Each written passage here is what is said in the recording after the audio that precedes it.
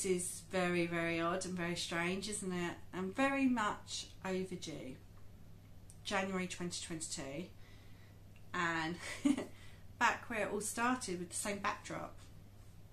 I thought I would come on today and give you guys an update, because we've had so many lovely messages from a handful of people actually, and that's quite a lot given the size of my channel, where people have sort of said, how are you guys getting on? How's Eliza getting on? Have you had more children, or is the plan to go and have more children? And I've just been meaning to come back on, and I think the channel I unintentionally dropped back in, well, it would have been September, October time 2019, and that was when I went back to work from maternity leave, and I think I really struggled juggling a 1-year-old, commuting, and just your normal, trying to get a new routine. I'd never had that routine, had I, with work, and it was tough. It was really tough, and Eliza was amazing through it all, but it was really tough for her to be the first child dropped off in the morning, the last one near enough picked up at night, and I was struggling. I was really struggling.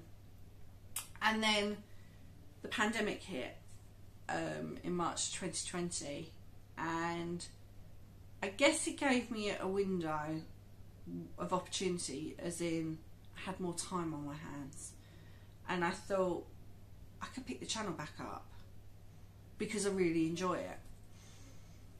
But I did think about it, and I thought, do you know, this pandemic has been such a challenging time for people, where people have lost loved ones, they're battling with their own mental health, and for me, my channel started with me coming to you guys with my own personal battles of infertility and my journey with IVF, and I just didn't want to film our time with Eliza. It just didn't sit right with me to do it. That was not the time to do it.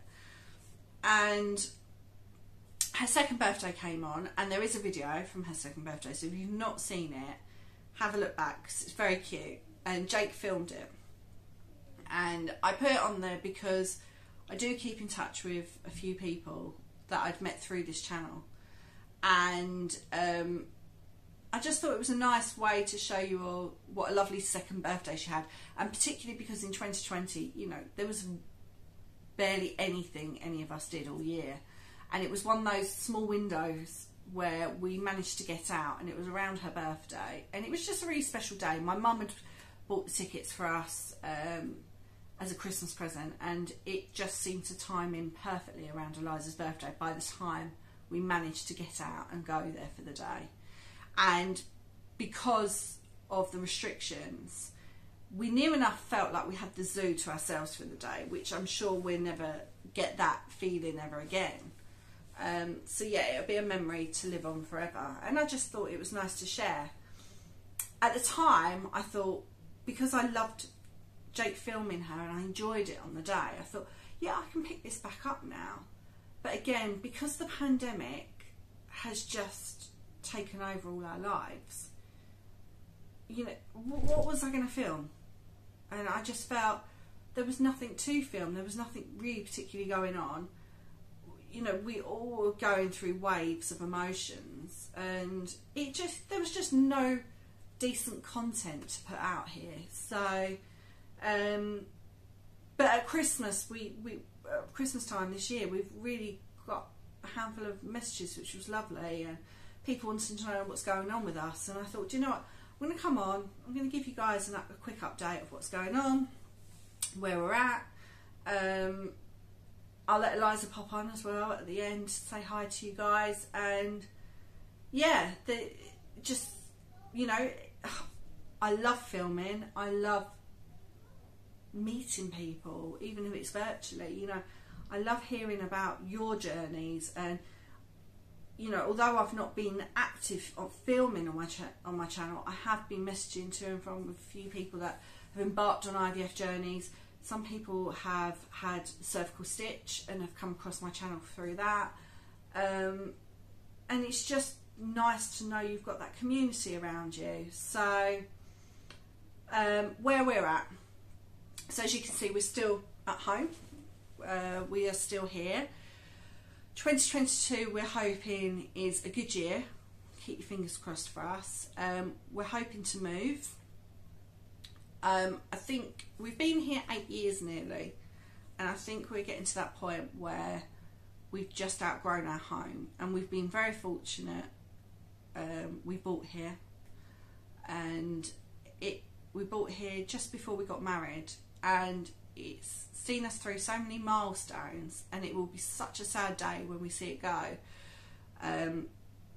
But with the pandemic, Jake and I have both been working from home, and he has a workstation set up at our dining table, and it's really difficult because it's just there all the time. His laptop, his work, and there's no closure from it. And I think because our flat is quite small, I say flat, I would say it's probably a masonette actually, but again, same sort of thing, and it's a small space, and it's very much been home. But I think when you're here 24/7 all the time, you do start to feel claustrophobic, particularly with a 3-year-old just spreading out.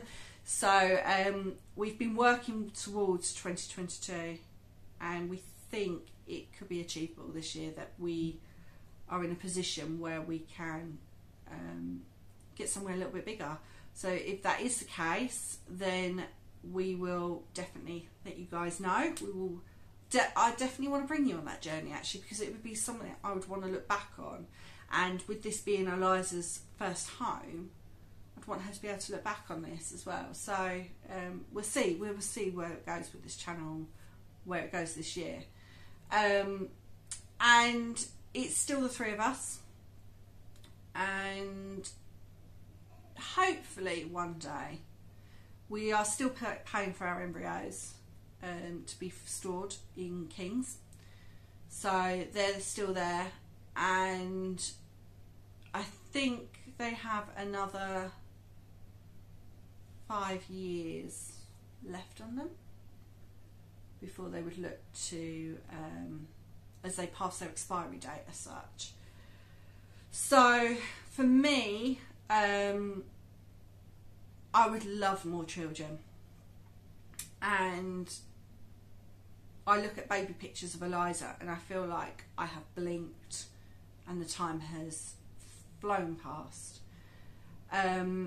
Last year, 2021, wasn't the best year for me health-wise, and nothing too serious as such, but I did have my gallbladder removed, and that caused a few more complications, all again linked to my adhesions. And if you've followed my channel for a while, you'll know that's been the source of every problem that I've had, like my PCOS, my cervical problem, the reason I needed IVF. And with having my gallbladder removed, it put such a strain on my abdominal area, and there's a lot of damage that my appendix has caused. Still can't work out whether it was my appendix or my bowel. But I was very, very poorly for about, I would say on and off, for 6 months. I had 2 amazing surgeons, and I've got to say they have been really good and managed to get things at an even keel again, and given me a few tablets which have calmed my body back down. I think my body's sort of going back into its own balance, which is not normal, not a normal balance, but I'm slowly, the pains are going and things like that. So, but one of the discussions at the time, because I went through my private healthcare because of the pandemic, I was asked, do I have private healthcare, which I do, and they said that it was advisory for me to go through that. Well, obviously with the NHS hospitals being inundated at the time of COVID cases. So we went down that route, and the surgeon, when he took over my file from the NHS, had a run through and said at the time, reading the notes about my pregnancy with Eliza and my birth, and obviously just getting an idea of where we're at with all these adhesions and things like that. And he did say, in his opinion, not that he was a gynaecologist, but he thinks I would possibly be playing with fire if I was to look again to fall pregnant, purely because obviously I'm older. We don't know how weak my cervix has become since having Eliza, although I did have an emergency cesarean. So there would be a lot more preparation, should we say, if I was to go down the pregnancy route again, because when I fell pregnant with Eliza, you know, as you know, my cervix was incompetent. We only found that out when I was 22 weeks pregnant. So if I was to go again, it would all be preventative to stop these hurdles that Eliza had to jump over, try and prevent them happening.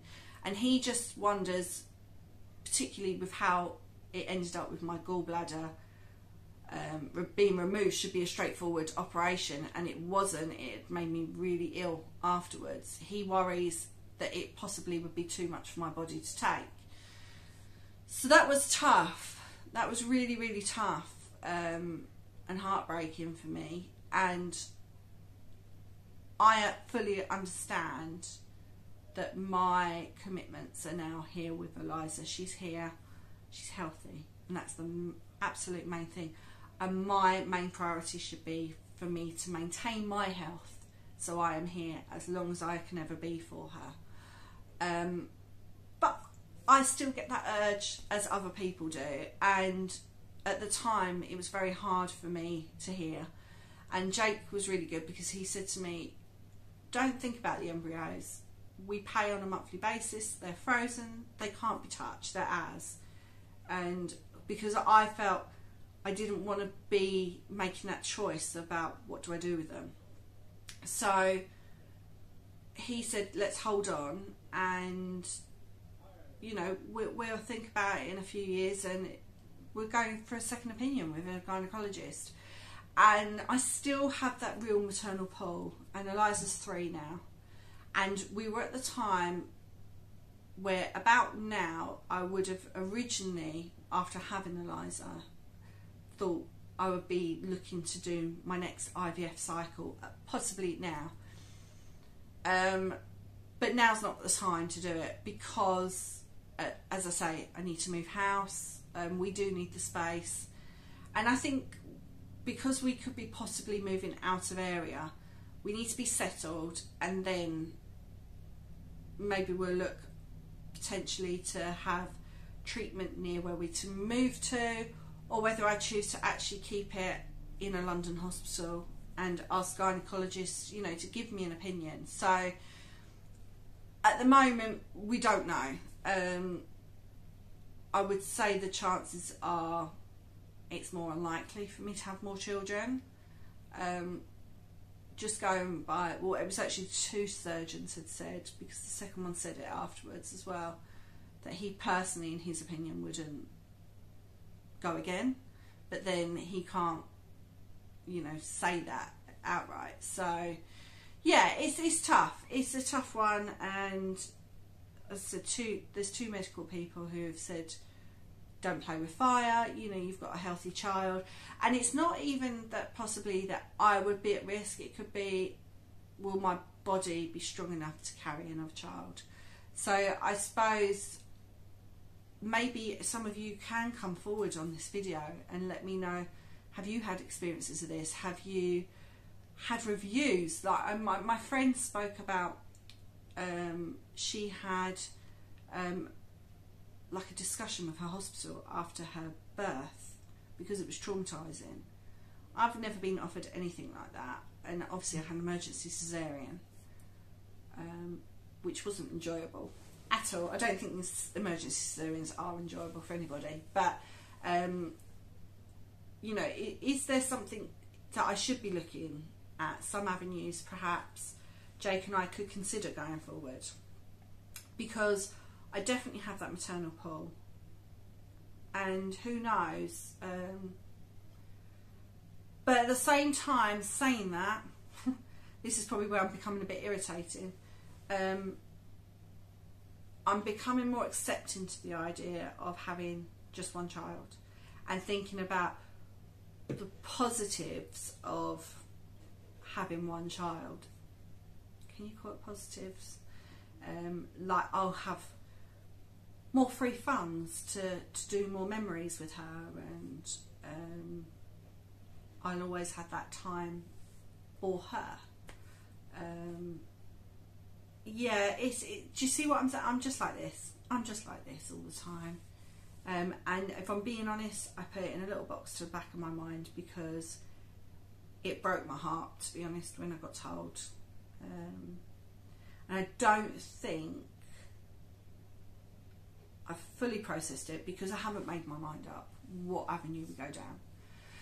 So I'd be interested to know if any of you guys might have any ideas and suggestions. Please put them ahead. I always said that if we weren't to make use of our embryos, I wouldn't want to let them just perish. I would like the idea of donating them. And I don't think when I initially said that I thought about it from the perspective of being told you couldn't have more children. But I actually looked back on a couple of my videos recently of when I was doing my IVF for Eliza, and I put my selfishness to the side and think, actually, no, I would still go ahead and give, if I could, give them to a couple that would need embryo donation. If I'm able to, that would be my first choice, and obviously go to science as a second choice. So yeah, but at the moment they're there, nothing's changed, apart from that we'll probably be on a clock as of next year as what do we do with him. And that's it really. That is what's going on with us. We're all very much the same. Nothing really going on. Eliza's been in her nursery for a couple of years now, and she's just developing day by day. I will bring her on in a second. She's playing with Jake outside. I can hear her. And yeah, it'd be nice for you all to see her. So anyway, I'm going to switch off and go and grab her. Here's Eliza. Come and say hi. Hi. Can you say Happy New Year? Happy New Year. And what do you want to tell people? What's your favourite colour? Red. Red? It was purple the other day. Yeah. Is it red now? Yeah. And what did Santa get you for Christmas? The house and the train. Doll's house and a train? Yes. Yes, we have dolls and the train. And yeah, because your nursery's got them as well, haven't they? Yes. Santa Bear, come on. And did you hear Santa? There. Did you? Did you hear him come in? There. And what did you do? And Elsa and Santa gave me a stocking. He gave you a stocking, didn't he? There. And what was in your stocking? Elsa. LOL doll. And a bubble,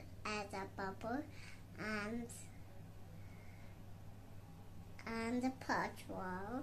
Oh, Paw Patrol rubber. Yeah, you did, didn't you? You got some chocolate, didn't you? And chocolate, and Daddy, and Santa bought me a Daddy stocking. Oh yeah, Mummy and Daddy got a stocking too, didn't we? Yes, Santa bought me He presents. got you presents. And bags. Present bags, that's right. So, where did we go today? Tell everyone, where did you go today? Did we go to a palace? There. And what did you see? I see a hotel. Hotel. She keeps calling the palace a hotel because she saw bedrooms inside a palace, so she thinks she can stay at the palace. So, and we always laugh when she says hotel. Say hotel, Eliza. Hotel. You normally say hotel. Right, do you want to say goodbye to my friends and say see you soon? See you soon. Say Happy New Year! Happy